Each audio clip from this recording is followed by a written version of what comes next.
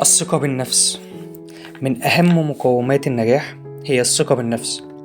كل واحد فينا نفسه في الحتة دي، نفسه يبقى عنده ثقة في نفسه، ونفسه الناس كلها تبص له بصة احترام وتقدير. نفسه لما يقعد في قعدة يبقى صوته مسموع، نفسه لما يقف مع زمايله واصحابه يبقى صوته عالي مسموع، مش خايف، شخصيته مش ضعيفة، يبقى عنده موسوعة كبيرة من المعرفة، يبقى عنده رأي. الثقة في النفس تنبع من كل واحد فينا. مفيش حد فينا ما عندوش ثقة في نفسه. هي ممكن تكون بدرجات مختلفة. تعالى كده اقول لك، انت النهاردة لو عاوز تخرج مع اصحابك وعاوز تاخد فلوس من والدك او والدتك هتعمل ايه؟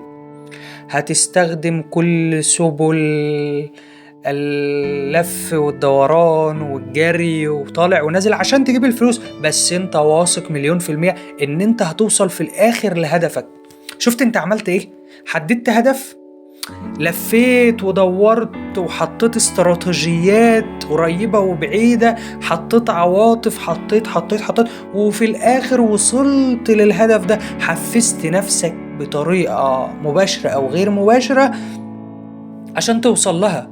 الحافز بتاعك كان قوي ان هو الفلوس، هاخد فلوس وهخرج مع اصحابي. انت كمان، انت النهارده لو عاوزه تخرجي مع صحباتك وعاوزه مثلا تجيبي لبس زيهم او غيره هتعملي كل ما نتخيله او لا نتخيله عشان توصلي للفلوس. فاذا انت واثقه في نفسك في النقطه دي، فاذا انت عندك ثقه كبيره في نفسك، وانت عندك ثقه كبيره في نفسك. بس انتوا بتبصوا بس على الحاجة القريبة، على الحاجة اللي انت عاوزها بسرعة او عاوزها قريبة منك، لكن ما بتطبقش نفس المبادئ دي على حياتك كلها. لو طبقتها تنجح. عاوز اقولك ان الثقة في النفس جوه كل واحد فينا، بس كل واحد فينا مش شايفها. بس عارف اهم منبع للثقة بالنفس هي ثقتك في ربنا سبحانه وتعالى. عارف لو قربت من ربنا ووثقت فيه قوي، ووثقت ان هو دايما في دارك وسندك وقوتك في حياتك، ودايما هو اليد وهو المدبر وهو المحرك لجميع مسارات حياتك، هتبقى واثق ومش خايف وهتتجرأ وهتخش في كل حاجة عشان انت واخد سند قوي قوي قوي من ربنا سبحانه وتعالى. عاوز اقولك سيدنا موسى عليه السلام، كلنا عارفين سيدنا موسى عليه السلام لما جه فرعون في أقوى وقعد وقت له، كان سيدنا موسى ضعيف وكان قومه ضعفة واللي أمنوا بيه كانوا قليلين جدا وكانوا ضعاف جدا. سيدنا موسى عمل إيه؟ كان خايف؟ لا، هو كان ساند على ربنا، كان واثق في ربنا، وثقته في ربنا سبحانه وتعالى أظهرت ثقته في نفسه، أظهرته للناس، خلت الناس تؤمن بيه ولو كانت قلة قليلة، بس وثقوا فيه عشان هو واثق في نفسه، واثق في ربنا. ايه اللي هز فرعون وايه اللي خلى فرعون يجري ورا سيدنا موسى عليه السلام؟ عشان شاف ثقته بنفسه وثقته في ربه. فربنا سبحانه وتعالى شقله البحر عشان يعدى منه وأغرق فرعون. فأنت بربنا سبحانه وتعالى هتخرج كل الثقة بنفسك. تعرف ان سبب وجودك في الدنيا، وجودي ووجودك وكل حاجة هي في الدنيا دي هي الثقة بالنفس، هي السعي والجري والاجتهاد. تعال اقولك ازاي. ربنا سبحانه وتعالى لما خلقنا نطفة، انا وانت كنا حيوان منوي. الحيوان المنوي ده بيجري في طريقه، بيجري وبيجتهد وبيتصارع وبيتسابق عشان يوصل لخط النهاية، عشان يوصل للبوادة، عشان يلقاها، عشان حضرتك تيجي وانا اجي وحضرتك تيجي. تسابق مع نفسه، كان واثق في نفسه، انتصر، جري، شق طريقه، سعى، اجتهد، جري، وصل في النهاية ان حضرتك موجود النهاردة. فسعيه واجتهاده وثقته بنفسه هي اللي خلته منتصر. تعال اقف كده قدام المراية، بص لنفسك، بص لإمكانياتك، بص لقدراتك، بص لهبة ربنا سبحانه وتعالى اللي وضعها ليك وحطها فيك. أنت قدرات غير محدودة.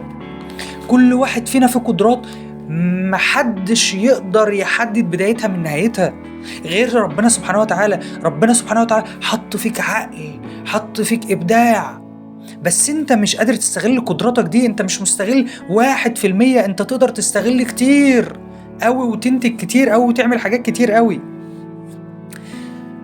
عشان توصل للنجاح، عشان تكون واثق من نفسك، حدد هدفك، اخلق دوافعك، حفز نفسك، ادي حماس، ادي طاقة، ادي اجتهاد، واستخدم بقى الحاجة اللي ربنا ميزك بيها، قدراتك. خد بالك ربنا سبحانه وتعالى نفخ فينا من روحه، يعني كل واحد فينا فيه صفة من صفات ربنا سبحانه وتعالى، فينا صفات كتير، فينا أجزاء من صفات في ربنا سبحانه وتعالى ربنا زرعها فينا، بس احنا مش واخدين بالنا. كل واحد فينا يقدر يوصل لأبعد الحدود، بس يثق في قدراته 1%، يثق في أن ربنا سبحانه وتعالى العظيم هو من ورثه هذه الصفات. أهم حاجة تحط قيم تسعى ليها عشان توصل لأهدافك، عشان تفضل قريب من ربنا، مش عشان تحقق أهدافك تمشي بطرق غير صحيحة أو طرق ملتوية توصلك لطريق مسدود. أكيد ربنا مش هيقف معاك في طريق غلط، دايما ربنا هيسندك وانت صح. طب ازاي ادعم ثقتي بنفسي؟ تعالى وانا اقول لك. عندنا كذا نقطة نقدر نعمل بيها كده. أول نقطة، وانت واقف وسط اصحابك انت اللي بتحدد هم هيتعاملوا معاك ازاي. لو كنت واقف واثق فعلا من نفسك ومن كلامك من طريقتك من اجتهادك، هتلاقي كل اللي حواليك بيبصولك بس احترام، تقدير، بيثقوا في كلامك، تتكلم كله يسكت يسمعوك. بس هل انت عندك الثقة انك اللي هتتكلم بيها، عندك الثقافة؟ تعال بقى ننتقل لتاني نقطة، الثقافة الواسعة. هل عندك الثقافة والإدراك، عندك المعلومة اللي لما تقولها كل اللي حواليك يقفوا ويسمعوا لك ويدوا ودنهم لكلامك الجميل الموزون المنمق واسع المعرفة؟ ولا هتقول كلمتين وتقطع في الطريق ومش هيستفيدوا منك حاجة؟ تعال بقى هنكسب كل ده ازاي؟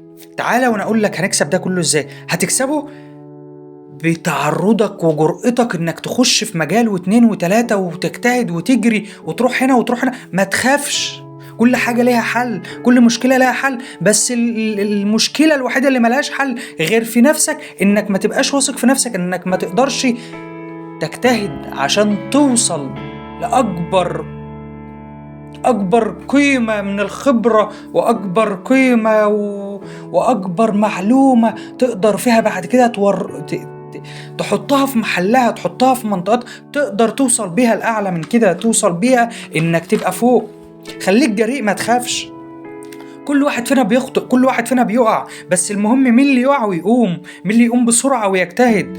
خلي دايما ليك معاك ورقة اكتب فيها انجازاتك. النهاردة انا عملت 1 2 3، بكرة هعمل 1 2 3 4 5. دايما اعمل انجازات لنفسك، ما تسيبش نفسك سايحة كده وخلاص. لا، انت النهاردة حققت، وبكرة حققت، الشهر الجاي حققت، السنة الجاي حققت. انت حققت بس عشان مش كاتبها ومش شايفها فمش قادر، مش حاسس انك عملت حاجة. لا، انت عملت بس انت مش حاسس عشان انت ما اجتهدتش انك كل يوم تشوف انت عملت ايه ونفذت ايه. ان لم تقدر انت نفسك مين اللي هيقدرك؟ ان لم ترى نفسك عظيما فمن سيراك عظيما. الثقة بالنفس مستمدة من ربنا سبحانه وتعالى. استمد ثقتك بنفسك من ربنا سبحانه وتعالى، هتلاقي نفسك بتقومك انك تكون عظيم. وشكرا لك.